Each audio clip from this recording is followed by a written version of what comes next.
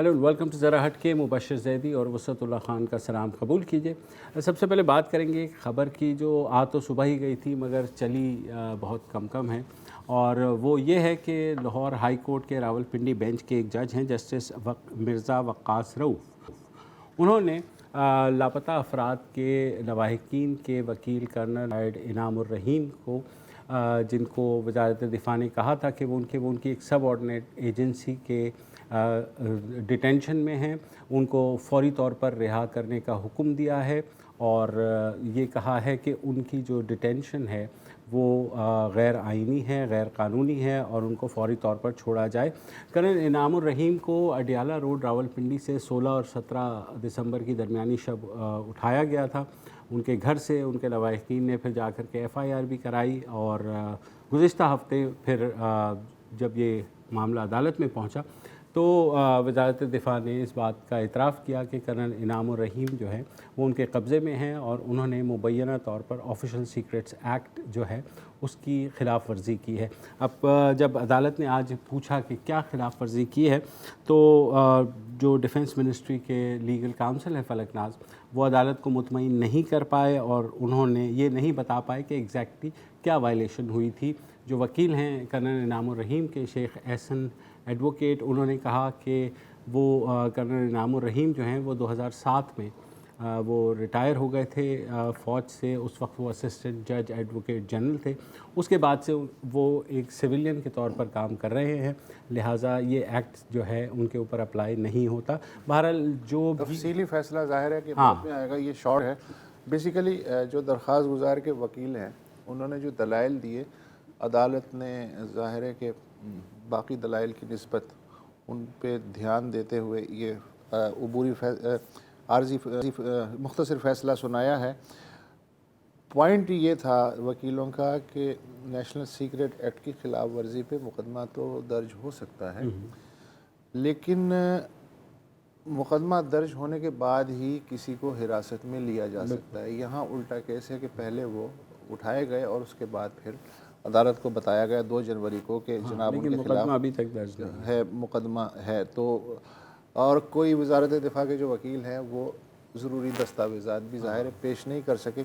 अब अदालत ने हुक्म तो दे दिया है ये कि ये गैर कानूनी और गैर आइनी है और फौरी तौर पर रिहा किया जाए, लेकिन इस प्रोग्राम के शुरू होने तक ऐसी कोई इत्तला नहीं थी।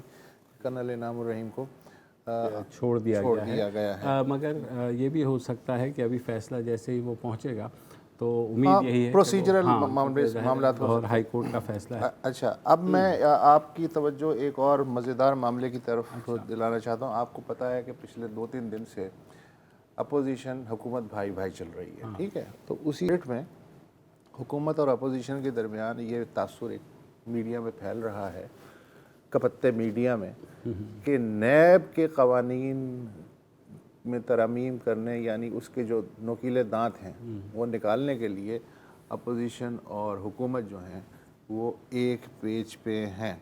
अब ये हैं या नहीं हैं ये मुझे इल्म नहीं है, लेकिन इस दौरान इस्लामी नज़रियाती कौंसिल ने आज अपना एक फ़ैसला दिया है नैब कवानीन की 3 दफ़ात के बारे में, और उन्हें इस्लामी उसूल और कवानीन के बरक्स करार दिया है। ये दफ़ात हैं 14D, 15A और 26।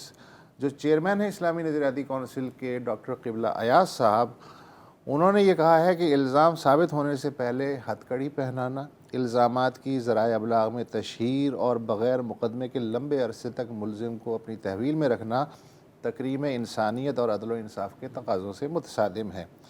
ये तीनों दफ़ात आइन की शिक 227 से भी मुतसादिम हैं, जिसके तहत मुल्क में कुरान और सुन्नत के मनाफी कानून साजी नहीं हो सकती।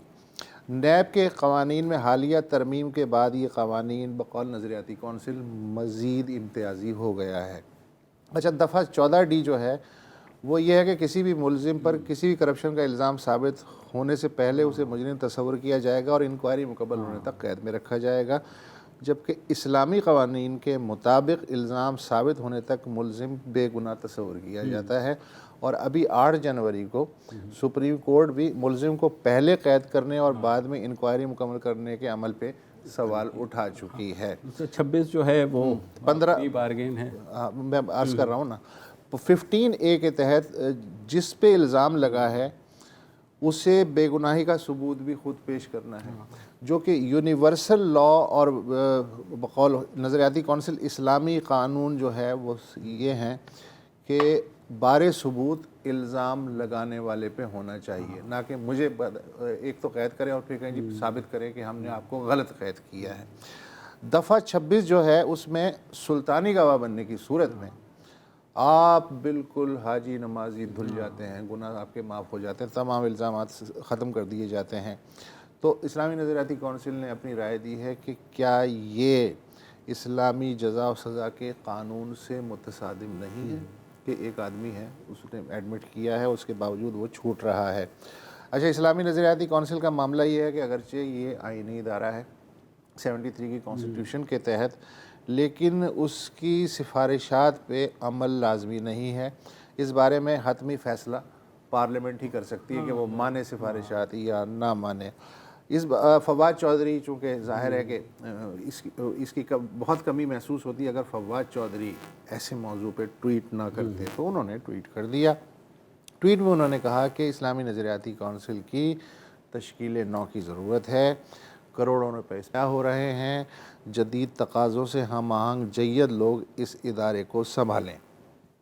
سوال یہ ہے کہ اس وقت جو اسلامی نظریاتی کونسل میں لوگ ہیں, جیسے ڈاکٹر قبلہ ایاز صاحب ہے یا دیگر ہیں, وہ جدید تقاضوں سے ہم آہنگ نہیں ہیں, جید لوگ نہیں ہیں. اس سے پہلے یہ کیا بھٹے بھون رہے تھے بازاروں میں کہ اچانک سے کسی سفارش پہ کسی پرچی پہ انہیں لگا دیا گیا. کہنا کیا چاہ رہے ہیں یہ میری سمجھ میں نہیں آیا. کہیں انہوں نے جنید کو تو جید نہیں پڑھ لیا اردو میں؟ ہاں میرا خیال ہے فواد چودھری کو, لیکن وہ ظاہر دیکھیں اب مسئلہ یہ ہے کہ حکومت کا بھی کہ ان کو پتہ ہے کہ یہ جو ہے نا نیب کے پر قطرے جا رہے ہیں اور وہ ان کے فائدے میں بھی. مطلب آپ کو نیت پہ شک ہے, آپ اسے کوئنسیڈنس؟ مجھے دونوں کی نیت پہ شک ہے. اسلامی نظریاتی کونسل کی نیت پہ بھی شک ہے کہ بھائی 22 سال بعد جب وہ بیڑا غرق ہو گیا, سیاسی انتقام کے لیے پہلے نواز شریف نے استعمال کیا, پھر مشرف نے استعمال کیا, تو نہ کریں. ہاں نہ کریں نہیں تو اب کرنے کا بھی کیا ہوگا؟ نہیں, آئندہ کے لیے تو ٹھیک ہے نا. نہیں, آئندہ کے لیے بہتر یہ کہ اسلامی نظریاتی کونسل جو دوسرے معاملات ہیں, جس طرح انہوں نے نہیں, اس معاملے کو چھوڑیں, اس معاملے میں نہ کرتے وہ, چونکہ 22 سال گزر گئے تھے اس لیے نہ کرتے. ہاں بالکل, میں یہی کہہ رہا ہوں نا, نہیں کرنا چاہیے تھا. نہیں سر, کرنے کا فیصلہ بیسیکلی گونگلو اگر وہ مٹی جھاڑی لیکن کر لیا نا, آئندہ کا کام آئے گا یہ. اس کو اس طرح دیکھ لیں, کس کے کام آئے گا, یہ تو ایک ریکمنڈیشن ہے نا. پاکستان رہے گا نا, حکومتیں آتی جاتی رہیں گی, ان کے کام آئے گا نا. ایک مثال تو ہے نا.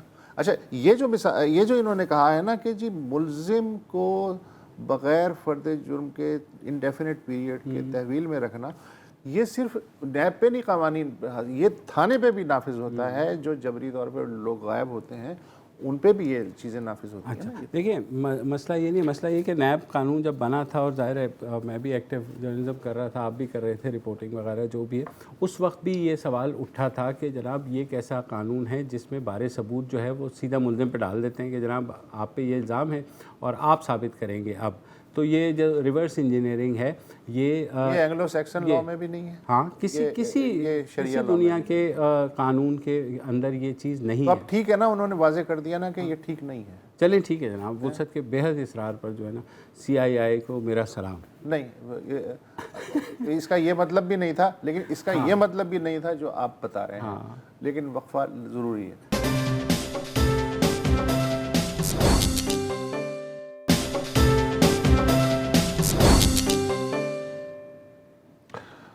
Welcome back. 48 گھنٹے پہلے تک ہم سب کانپ رہے تھے کیونکہ امریکہ اور ایران اب گتھم گتھا ہوئے کہ تب گتھم گتھا ہوئے, میں تینوں نہیں چھڑنا گا, تو مینوں نہیں چھڑے گا, اس طرح کی سچویشن تھی. مارکیٹیں ڈاؤن جا رہی تھیں, پاکستان جو ہے بار بار رابطے کر رہا تھا کہ شانتی رکھو, ہم جنگ نہیں چاہتے وغیرہ وغیرہ. کل ایران نے اپنا غصہ اتارا, 2 امریکی اڈے جو عراق پہ تھے ان پہ کوئی 2 درجن کے لگ بھگ میزائل انہوں نے داغے. اس کے بعد سے جو روحانی پیشوا علی خامنہ انہوں نے کہا جی ہم نے جو قاسم سلمانی ہیں ان کا بدلہ لے لیا ہے, اور امریکہ کو کس کے چپیڑ لگائی گئی ہے ان میزائلوں کی شکل میں, اور امریکہ نے بھی خاموشی سے اس لیے چپیڑ کھا لی کہ کوئی جانی نقصان تو ہوا نہیں تھا۔ پھر کل شام کو صدر ٹرمپ نے تقریر کی، سب انگشت بدن تھا کہ پتہ نہیں ٹرمپ صاحب کا کیا موڈ ہے، لیکن انہوں نے بھی ٹھنڈی ٹھنڈی باتیں کی کہ جو ہو گیا سو ہو گیا، اب ہم جو ہیں چاہتے ہیں کہ ایرانی بھی ترقی کریں، بلا بلا بلا۔ ساتھ میں انہوں نے مزید ٹائٹ کر دیے اسکرو ان کی اقتصادی پابندیوں کے۔ اچھا، آج مزید ڈی ایسکلیشن ہوئی جب یہ خبر آئی کہ اقوام متحدہ میں امریکی کے مستقل مندوب جو ہیں کیلی کرافٹ، انہوں نے سلامتی کونسل کو ایک خط لکھا کہ جی امریکہ ایران کے ساتھ سنجیدگی کے ساتھ غیر مشروط انکنڈیشنل مذاکرات کے لیے تیار ہے۔ خط میں کہا گیا کہ ان مذاکرات پہ آمادگی کا مقصد بین الاقوامی امن و امان کو مزید نقصان سے بچانا ہے۔ ہنس لیں۔ تاہم اقوام متحدہ کے چارٹر کی شق 51 کے تحت جنرل قاسم سلیمانی پہ حملہ بالکل لیگل تھا۔ اس خط میں یہ کہا گیا ہے ضرورت پڑی تو مشرق وسطیٰ میں ہم اپنے مفادات کے تحفظ کے لیے ایسے اقدامات اور کریں گے۔ تو اب میری سمجھ میں یہ نہیں آ رہا کہ یہ انہوں نے غیر مشروط مذاکرات کی بھی بات کی ہے اور پھر یہ بھی کہا ہے کہ اگر ایسا کچھ ہوا ہم کریں گے۔ ایران نے بھی اسی جو اقوام متحدہ کے چارٹر کی شق 51 ہے اس کا سہارا لیا ہے۔ انہوں نے کہا کہ جی امریکہ ایران کشیدگی میں اضافہ نہیں چاہتا، لہٰذا اس نے جو ریٹیلیشن کیا وہ بہت احتیاط کے ساتھ کیا۔ ٹھیک ہے، اچھا یہ ہے۔ اچھا، اس دوران جو ہے امریکی ایوان نمائندگان میں آج ایک قرارداد پہ بعد میں ووٹنگ ہونے والی ہے جس کے تحت صدر کو پابند کیا جاوے گا کہ وہ کانگریس کی اجازت کے بغیر ایران کے خلاف مزید فوجی کارروائی نہیں کر سکتے۔ واشنگٹن میں ہمارے ڈان کے کورسپونڈنٹ انور اقبال صاحب موجود ہیں۔ انور اقبال صاحب یہ کیا ہو رہا ہے؟ گرم ٹھنڈا پھر گرم پھر ٹھنڈا، یہ چکر کیا ہے؟ کچھ سمجھائیں۔ مجھے تو ایک بات سمجھ آ رہی ہے جو اب تک لگ رہا ہے کہ دونوں ایران اور امریکہ دونوں جنگ سے پیچھے ہٹتے ہیں، بیانات جاری رہیں گے، چھوٹی موٹی کارروائیاں بھی ہو سکتی ہیں، کہیں ہو سکتا ہے کوئی عراقی ملیشیا کہیں حملہ کر دے امریکی کی تنصیبات پہ یا کہیں فوجیوں پہ عراق میں، امریکی کی چھوٹی سی کارروائی کر دیں، لیکن دونوں طرف ایک احساس واضح نظر آ رہا ہے کہ جنگ نہیں ہونی چاہیے۔ اب تک یہی لگتا ہے۔ اچھا انور صاحب، کچھ رپورٹس بھی سامنے آئی ہیں کہ امریکہ کو پہلے پتہ چل گیا تھا کہ 3 گھنٹے پہلے کم از کم کہ جو ایران جو ہے وہ میزائل داغنے والا ہے، تو لہٰذا انہوں نے اب امریکی میڈیا پہ تو رپورٹس بہت ہر جگہ چل رہی ہیں، تو اس بارے میں تھوڑا بتائیے گا۔ اس میں دیکھیں پروپیگنڈا تو اس میں بہت ہوتا ہے نا، لیکن 2-3 سورسز ایسے ہوتے ہیں جن پہ آپ ٹرسٹ کرتے ہیں۔ مثلا ان میں ایک واشنگٹن پوسٹ ہے۔ واشنگٹن پوسٹ آفیشیل پروپیگنڈا کو تو کیری کر سکتا ہے اگر کوئی آفیشیل بیان دے، لیکن واشنگٹن پوسٹ یہ جھوٹ نہیں لکھے گا جو انہوں نے لکھا کہ ہمیں انہوں نے حملے سے 1 گھنٹے پہلے جو رپورٹرز کور کرتے ہیں پینٹاگون اور وائٹ ہاؤس، ان کو کہا گیا کہ بھئی آپ لوگ آ جائیں، بریفنگ ہوگی کیونکہ عمران حملہ کرنے والا ہے، ایران حملہ کرنے والا ہے۔ اچھا، کچھ وہ الین جو بیس ہے اس کے بارے میں تو کچھ نقصانات کی تفصیل آئی ہے کہ وہاں جو ہے ایک بلیک ہاک ہیلی کاپٹر اور 2-4 ہینگرز جو ہیں جہاں ایئر کرافٹ نہیں تھے وہ ڈیمیج ہوئے ہیں۔ ایئربیل کے بارے میں ابھی تک کوئی چیز سامنے نہیں آئی ہے، تو اس حد تک مزید کچھ معلومات نہیں ملی اس سے زیادہ۔ کچھ انہوں نے یہاں سیٹلائٹ امیجز ریلیز کی جس میں انہوں نے دکھایا ہے کہ بلڈنگیں تباہ ہو گئی مکمل طور پہ، اور اس سے انہوں نے اس پہ امریکی انتظامیہ نے یہ کہا کہ اگر ہمارے فوجی وہاں ہوتے تو وہ بھی سارے مر جاتے، اور وہ وہاں نہیں تھے۔ ہیلی کاپٹر کے بارے میں امریکیوں کا کہنا ہے کہ وہ ہمارے دیے ہوئے ہیلی کاپٹرز تھے، ہمارے نہیں تھے، ہم عراقی کو دیتے تھے، جبکہ ایرانیوں کا کہنا ہے کہ وہ امریکی ہیلی کاپٹرز تھے۔ اور آپ نے بھی پڑھی ہوگی، بڑی مشہور کتاب ہے جو ہم ایم اے کی جب میں جرنلزم کر رہا تھا لندن سے، ہمیں کورس میں پڑھائی گئی تھی، فرسٹ کیجویلٹی۔ اس میں کہتے ہیں کہ جب جنگ ہوتی ہے تو اس میں جو سچائی ہوتی ہے وہ فرسٹ کیجویلٹی ہوتی ہے، اس میں ساتھ کرتا ہے۔ اور اس کے بعد یہاں ایک ادارہ ہے، پرائیویٹ ادارہ ہے فلائٹ 24 جو ساری فلائٹس کو مانیٹر کرتا ہے۔ تو فلائٹ 24 نے بھی یہ کہا ہے کہ ہمیں اطلاع ملی ہے، کنفرم انہوں نے نہیں کیا، ہمیں اطلاع ملی ہے، ہم تحقیقات کر رہے ہیں۔ کچھ انہوں نے کہا کہ سیٹلائٹ इमेजरी कुछ ऐसी मूवमेंट कैच हुई है इंफ्रारेड जिसके थ्रू लगता है कि कोई चीज़ आकर के उस तैयारे को हिट की है। अच्छा, कमिंग बैक जो है ये बताइए कि मुज़ाकरात की जो पेशकश की है अमरीकी मंदूब ने वो किस हद तक उसमें कुछ आपको ट्रम्प के अगले ट्वीट तक तो वैलिड है। ये देखिए, इस वक्त अगर आप अमेरिका में राय आमा को मुकम्मल तौर पे इग्नोर करना मुश्किल होता है, और अमेरिका में राय आमा जंग के बिल्कुल खिलाफ है। यहाँ तक कि मैं देख रहा था कि जो वो मीडिया के वो आउटलेट्स जो कि रिपब्लिकन, अपने यहाँ तो पता ना अमेरिका में इजाजत होती है कि अपने आप को आइडेंटिफाई करें कि आप प्रो डेमोक्रेट हैं या प्रो रिपब्लिकन हैं। रिपब्लिकन है वो भी कह रहे हैं कि जंग नहीं होनी चाहिए, तो उसका एक प्रेशर है। दूसरे आपने देखा कि इन्होंने एक डेमोक्रेट्स ने एक बड़ा इंटरेस्टिंग मूव किया है कि वो ये है कि उन्होंने आज हाउस ऑफ रिप्रेजेंटेटिव में डिबेट शुरू कर दी। 1 घंटे 1.5 घंटे में वो मंजूरी हुई है रेजोल्यूशन के सदर को ये इख्तियार ही नहीं था कि वो ये हमला करता, और जंग का तो बिल्कुल इख्तियार नहीं है, कांग्रेस की मंजूरी के बगैर जंग नहीं कर सकते। All is good. इससे एक और प्रेशर। हाँ ठीक, वक्फा ले लें।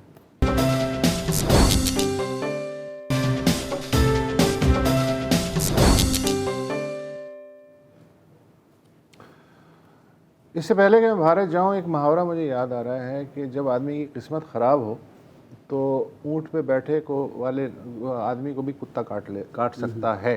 अच्छा, तो मुझे लग रहा है कि मोदी हुकूमत के साथ पै दर पे कुछ इसी तरह हो रहा है। आज ये ख़बर आई है कि यूरोपीय यूनियन के 15 सफ़ीरों और कुछ और ममालिक के सफ़ीरों का एक डेलीगेशन जो है मकबूजा जम्मू कश्मीर के 2 रोज़ा दौरे पे आज जाना था। चला गया है वैसे तो।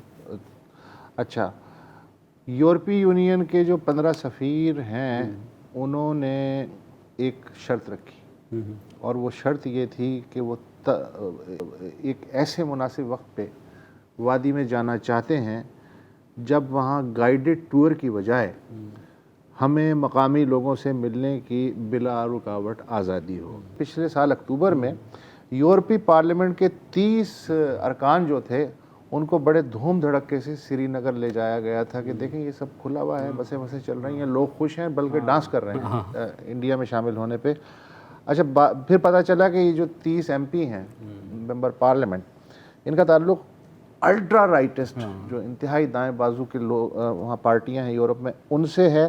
फिर अचानक ही यूरोपीय पार्लियामान ने इस दौरे से लाताल्लुकी का ऐलान कर दिया कि भाई ये निजी तौर पे गए हैं, हमारा इनसे ऑफिशियली कोई ताल्लुक नहीं है।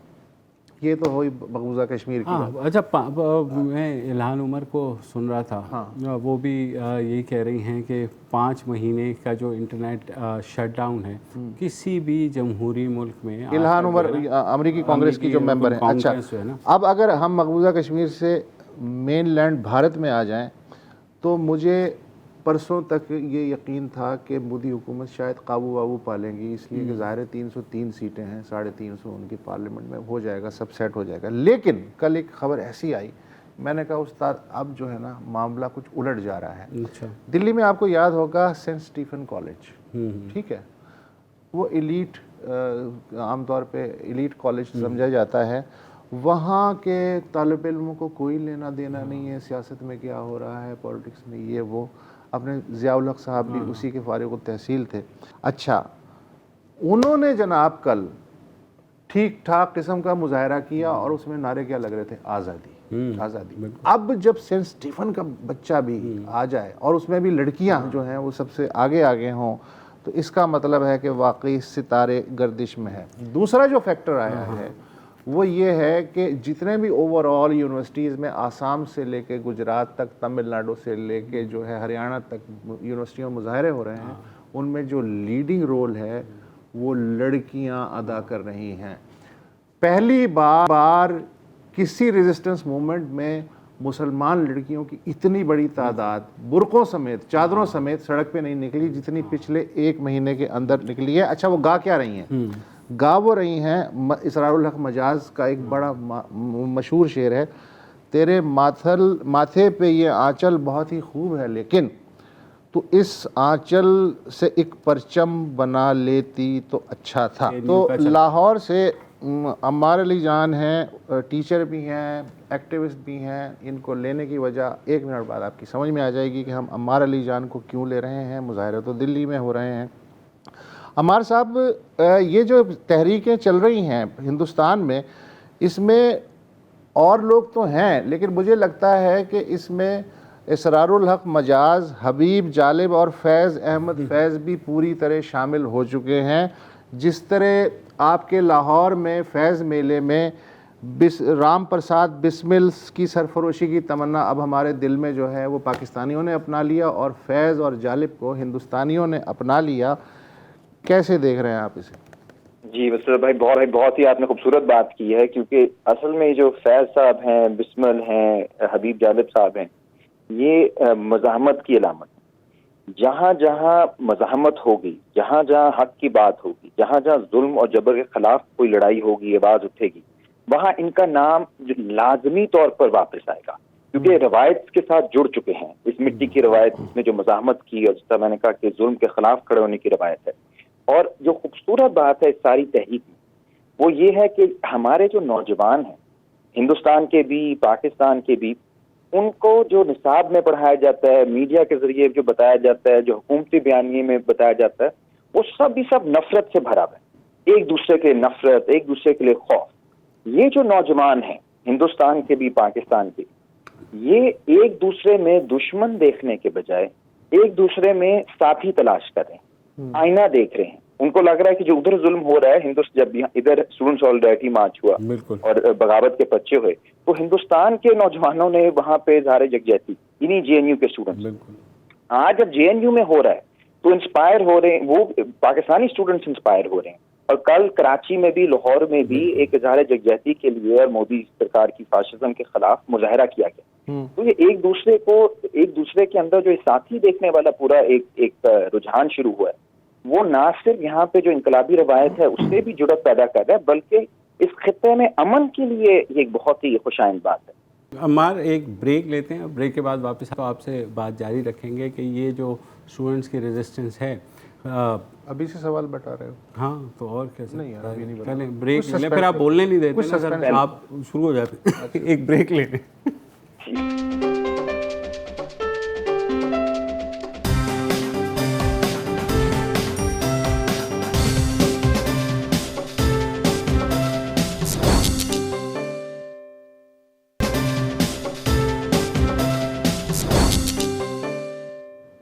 Welcome back. اور ہم بات کر رہے ہیں بھارت میں جو مودی حکومت کے فاشزم کے خلاف ہاں طلبہ تحریک چل رہی ہے. عمار علی جان ہمارے ساتھ موجود ہیں. عمار، کوئی سوچ بھی نہیں سکتا تھا 6 مہینے پہلے تک کہ مودی جیسی حکومت جس نے اتنی بڑی اکثریت لی اور ریپریشن کرے گی، اس کے خلاف کوئی ریزسٹنس بھی ہو سکتی ہے. آپ ایکسپیکٹ کر رہے تھے؟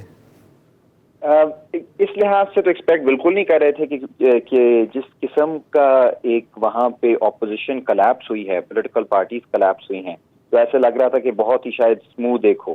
لیکن کچھ ایسی علامتیں ضرور تھیں، جیسے اکانومی خراب تھی، جو وعدے اس نے کیے تھے مودی نے کہ جی اچھے دن آئیں گے، وہ نہیں ہوئے. پھر جو کشمیر میں ہوا وہ اتنا شاکنگ چیز تھی، ایون انڈیا کی اپنی تاریخ میں، اور مطلب کشمیر میں ان کی جو پہلے بھی جو ان کا عمل رہا ہے وہ کوئی اچھا نہیں ہے یا قابل ذکر نہیں ہے، لیکن اس تاریخ کے اندر بھی ایک بہت ہی ایک سیاہ ایک موڑ تھا. تو ایسی چیزیں ضرور ہو رہی تھی جس نے پورے اسٹیٹس کو اپسیٹ کیا تھا. یہ جو تحریک چلی ہے اس کی خاصیت ایک یہی ہے کہ ہندوستان کے اندر جو اپوزیشن پارٹیز تھی، جو ان کا تاریخی رول بنتا تھا، وہ ادا نہیں کر پائے. اور یہ ساری دنیا میں بحران ہے. جو اپوزیشن پارٹیاں ہیں وہ رول ادا نہیں کر پا رہی جو ان کا حق بنتا ہے. کانگریس جو ہے وہ بالکل ختم ہو گئی، کمیونسٹ پارٹیاں جو ہیں وہ وائپ آؤٹ ہو گئیں.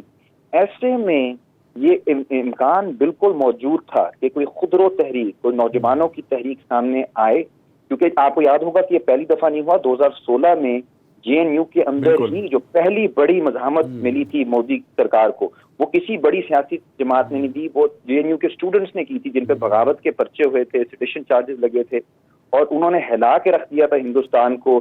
جو وہاں سے نکلے تھے اور انہوں نے جیل سے نکل کے جو آزادی کے نعرے لگائے تھے جے این یو کے اندر، تو وہ پورے ایک گلوبل سیلیبریٹیز بھی بن گئے تھے. اور یہ بالکل نظر آ گیا تھا کہ کیمپسز کے اندر ابھی بھی جمہوری روایات موجود ہیں ہندوستان کے اندر.